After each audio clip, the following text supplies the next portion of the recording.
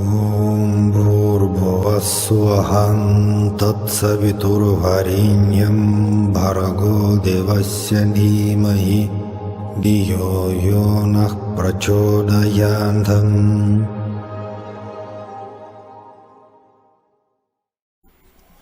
So namaste everyone. We continue our videos on wonderful book, Autobiography of a Yogi, written by Paramahansa Yogananda in the middle of 20th century. And let us just continue our discussion on wonderful chapter number 33, and the title is Babaji, the Yogi Christ of modern India.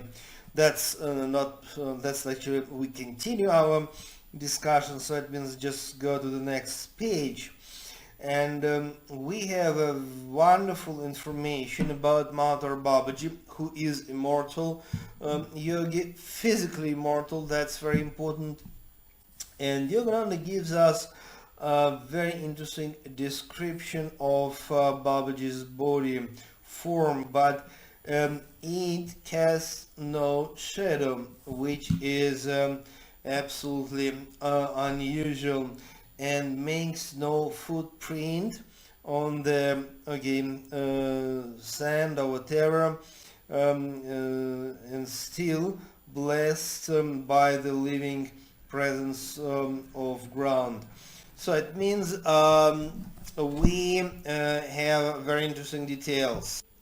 So Yogananda tells us that actually this planet Earth is blessed by living presence of this divine master. But back in 90s, so the very end of 20th century, I was really fortunate to be a disciple of Yogi Ramaiah, also a direct disciple of Mahavatar Babaji. And Yogi Ramaiah, my guru, he was born actually in 1923 and passed away 2006. And in the middle of 20th century, that was back like 50s and 60s, he spent something like more than 10 years, that's for sure, in Badrinath area in Himalayas, studying Kriya Yoga meditation, Bijamantra tradition directly from Babaji. And my guru Yogi Ramaiah, he told me so many times basically the same. I mean that the physical body of Babaji casts no shadow. Okay, how it's possible? Very easy, because his body actually, even on the physical plane, is the source of light, and it makes no footprints on the sand while he's just walking somewhere next to the Ganges river, they call it. And how it's possible? Because it's a very unusual physical body, which is quite physical. We can, if you are happy enough, if you're lucky enough, if you are ready, you can even touch it, but it's a physical body, but not the same kind of flesh we have. And it's interesting that many people actually confuse, and let me repeat again and again, because the confusion about physical immortality is amazing. I have so many friends, they practice meditation for ages actually, but they can't accept, they can't believe in the possibility of physical immortality, and they think that this is just fake or just somebody's fantasy. But what I can say, we can easily come across a huge number of facts which are far away from our comfort zone, and so what? It exists. I mean, before a certain time in Europe, nobody knew about the existence of America, North and South America, but on certain points, Europeans, they come to know that America exists, and now we have so many examples like in the middle of 20th century, Russian cosmonaut Yuri Gagarin. He went, to the space, and that was the first person cosmonaut, and he was Russian, who just done it. But before Mr. Gagarin, it was impossible to imagine that such a thing really can happen. But now it's just obvious. And one more important philosophical thing is that, of course, physical immortality is not the goal. The goal of spiritual process, spiritual evolution, is self-inquiry. So it means to contemplate and to awake the divine consciousness in our spiritual heart. This is the point.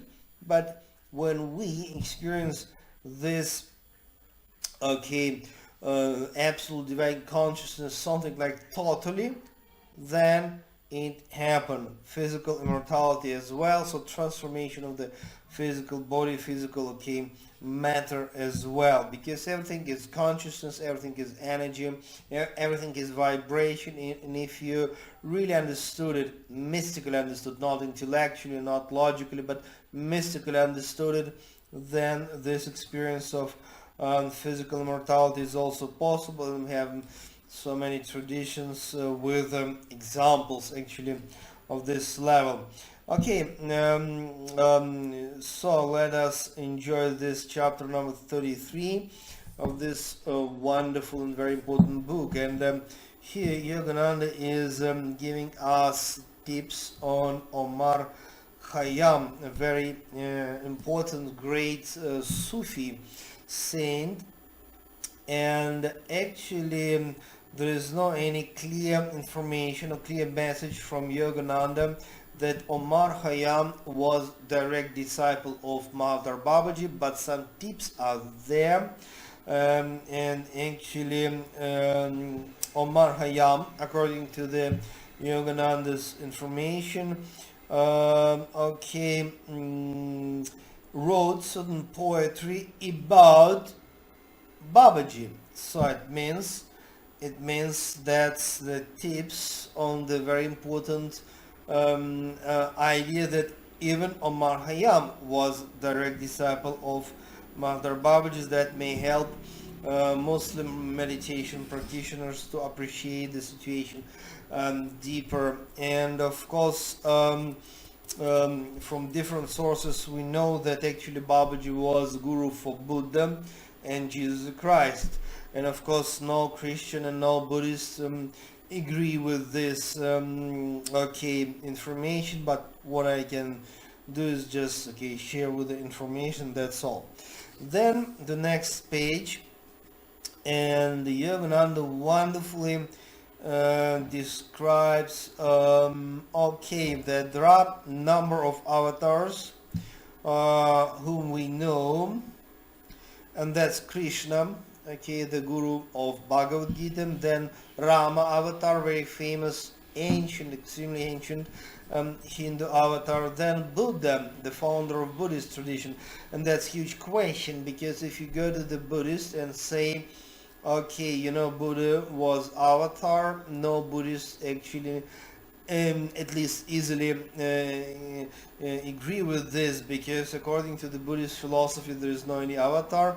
But let us read carefully different classical Buddhist biographies. And we have, let me see, something like maybe at least more than 20, maybe 25 classical biographies of Buddha written in Pali language, Sanskrit language, and Chinese language. And in some of that sources, basic sources, we know that the history of Buddha's incarnation is absolutely classical avatar story. Many Buddhist scriptures, they describe the incarnation, the fact of the event of incarnation of Buddha in such a way like Buddha was staying somewhere above, paradise, heavens, and then he decided to be born with a special mission. Wait a moment, that's exactly what avatarhood means.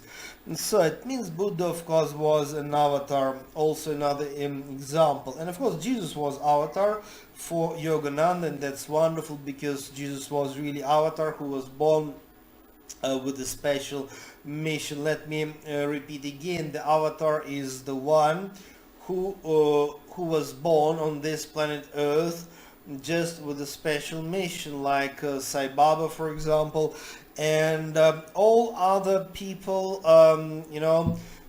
at least including me, myself. I mean, we are born because of karma, and then we can practice meditation and achieve enlightenment. But avatar born not as a result of karma, but as a result of certain decision making, about special spiritual mission. And basically there is no need to practice anything for the avatar, even if he or she may looks like practicing something. Like in the case of Buddha, he was practicing a lot of things, but that was way had more difficult than just the same way like for us. And Yogananda is mentioning about Patanjali Muni as one of the avatars, and I'm not agree with Yogananda, because Patanjali, according to my understanding, was and is not avatar, but great yogi who had achieved Shiva Svarupa Samadhi, or the highest God realization, which includes physical immortality. And Patanjali is author of a great Yoga Sutra, but it's basically great sage, but not avatar, at least according to my understanding, which can be wrong, of course.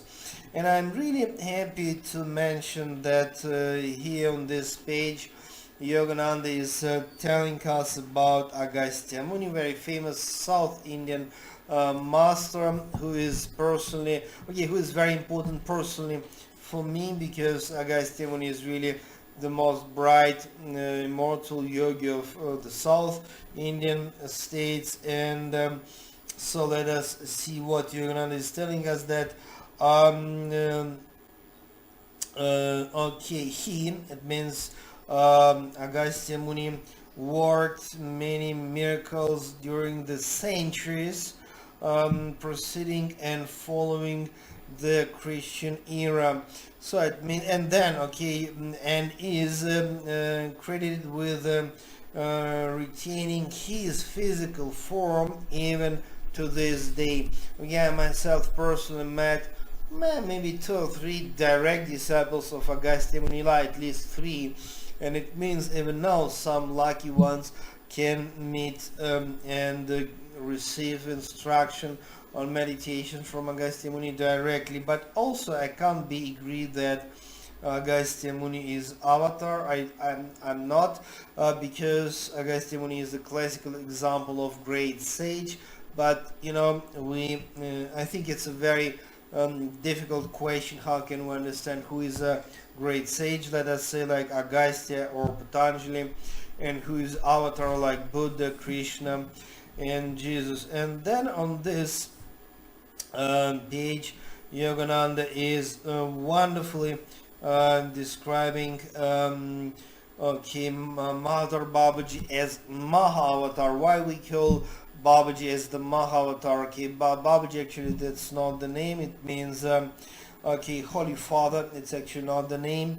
And Mahavatar means that he is the greatest among divine incarnations. That's really the fact. And again, actually Yogananda is saying Babaji's mission in India has been to assist prophets in carrying out their special mission, etc.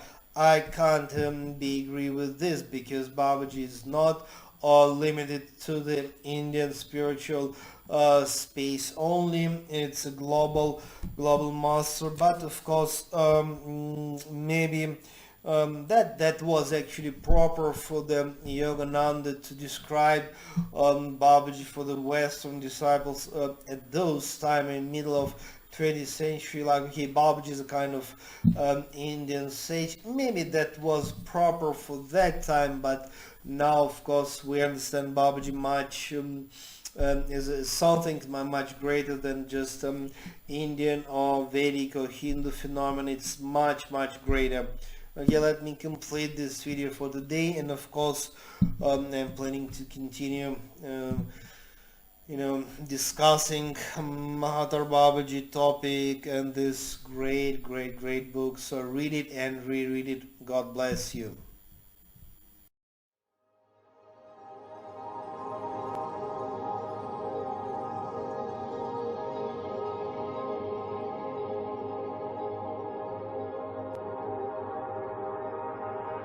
Om Bhurбhuvasvaham Tatsaviturvarenyam Bhargo Devasya Dhimahi Dhiyo Yo Nah Prachodhayantam